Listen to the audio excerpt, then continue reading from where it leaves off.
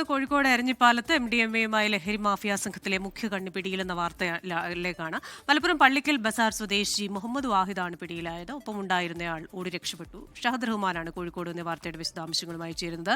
ഷഹദ്, ഈ കൂടെ ഉണ്ടായിരുന്ന ആള് ഓടി രക്ഷപ്പെട്ടു എന്ന് മനസ്സിലാക്കുന്നു. ഇയാൾ മുൻപും ഇതേപോലെ തന്നെ ലഹരി വിതരണം നടത്തിയിട്ടുള്ള ആളാണോ? നമുക്കിപ്പോൾ കിട്ടുന്ന വിവരങ്ങൾ എന്തൊക്കെയാണ്?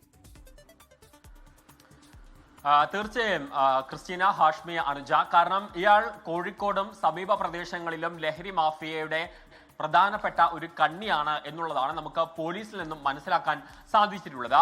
ഇയാളിൽ നിന്ന് എരഞ്ഞിപ്പാലം, അതായത് ഇയാളും ഇയാളുടെ കൂടെ ഉണ്ടായിരുന്ന ആളും എരഞ്ഞിപ്പാലത്ത് ഒരു ആഡംബര വാഹനത്തിൽ വെച്ച ഈ ലഹരി വിൽപ്പന നടത്തുകയാണ് പതിവ്. അങ്ങനെ ആഡംബര വാഹനത്തിൽ വെച്ച ഈ ലഹരി വിൽപ്പന നടത്തുന്നതിനിടയിലാണ് ഇയാൾ ഈ പോലീസിന്റെ വലയിലാകുന്നത്. കഴിഞ്ഞ കുറച്ച് നാളുകളായിട്ട് ഡാൻസ് ഓഫിന്റെ നിരീക്ഷണത്തിലാണ് ഇയാൾ ഉണ്ടായിരുന്നത്. അപ്പോൾ ഇയാളുടെ കയ്യിൽ നിന്നും ചെറിയൊരു അളവിൽ, അതായത് 2.52 ഗ്രാം MDMA ആണ് പിടികൂടിയിട്ടുള്ളത്. പക്ഷെ ഇയാളുടെ കൂടെ ഉണ്ടായിരുന്ന ആളുടെ കൈവശം വലിയ ക്വാണ്ടിറ്റിയിൽ MDMA ഉണ്ടായിരുന്നു എന്നുള്ളതാണ് ഇയാൾ തന്നെ പോലീസിന് നൽകിയിട്ടുള്ള മൊഴി.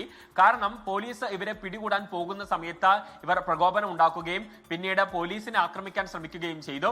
പിന്നീട് പോലീസ് അതിസാഹസികമായിട്ടാണ് ഈ ഒരാളെ തന്നെ പിടികൂടിയിട്ടുണ്ടായിരുന്നത്. ഇവർ ഓടി രക്ഷപ്പെടാനായിരുന്നു ശ്രമിച്ചിട്ടുണ്ടായിരുന്നത്.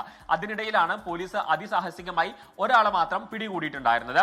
ഇയാൾക്കെതിരെ കോഴിക്കോട്, അതുപോലെ തന്നെ മലപ്പുറം, വയനാട് ജില്ലകളിലെ മഞ്ചേരി കൂടാതെ വടകര, മീനങ്ങാടി, സുൽത്താൻ ബത്തേരി, പുൽപ്പള്ളി പോലീസ് സ്റ്റേഷനുകളിലൊക്കെ ഈ ലഹരി ഉപയോഗിച്ചതിന് കേസുണ്ട് എന്നുള്ളതാണ് നമുക്ക് പോലീസിൽ നിന്ന് മനസ്സിലാക്കാൻ സാധിച്ചിട്ടുള്ളത്. അപ്പോൾ ഇയാളെ വിശദമായിട്ട് ചോദ്യം ചെയ്ത ഇയാളുടെ കൂടെ ഉണ്ടായിരുന്ന ആളെ പിടികൂടുക എന്ന ലക്ഷ്യമാണ് പോലീസിനെ സംബന്ധിച്ചിടത്തോളം ഇനിയുള്ളത്. കാരണം അയാളുടെ കയ്യിൽ വലിയൊരളവിൽ ഈ ലഹരി ഉണ്ട് എന്നുള്ളതാണ് ഇയാൾ തന്നെ പോലീസിന് നൽകിയിട്ടുള്ള മൊഴി. ഇതിൽ ഏറ്റവും പ്രധാനപ്പെട്ട കാര്യം, ഇവർ ഈ ലഹരി വിൽപ്പന നടത്തുന്നത് വിദ്യാർത്ഥികളെയും ഒപ്പം തന്നെ ഇതര സംസ്ഥാന തൊഴിലാളികളെയും കേന്ദ്രീകരിച്ചാണ് എന്നുള്ളതാണ്. ഓക്കെ, ഇപ്പോഴും ഈ പിടിയിലാവുന്ന കാരിയർമാരാണ്, കണ്ണികളാണ്, മുഖ്യ കണ്ണികളാണ്. അതിന്റെ സോഴ്സിലേക്ക് അപൂർവമായി എത്തുന്നില്ല എന്ന് പറയുന്നില്ല. ഇടയ്ക്ക് നൈജീരിയൻ സ്വദേശികളൊക്കെ എത്തിയിരുന്നു. പക്ഷെ അത് ഹരിയാനയിലെ, പക്ഷെ അത് ആയിരക്കണക്കിന് കേന്ദ്രങ്ങളിൽ ഒരു 1-2 കേന്ദ്രം അവനെ തരവുള്ളൂ.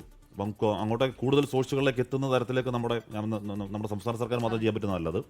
അത് രാജ്യവ്യാപകമായ, അതെ, ലോകത്തെവിടെയായാലും ഏത് സമയത്തും 24 വാർത്തകളും ഓഗ്മെന്റഡ് റിയാലിറ്റി പാക്കേജുകളും എക്സ്പ്ലെയിനറുകളും വിശദമായി കാണാൻ ഞങ്ങളുടെ YouTube ചാനൽ നിങ്ങൾക്ക് സബ്സ്ക്രൈബ് ചെയ്യാം.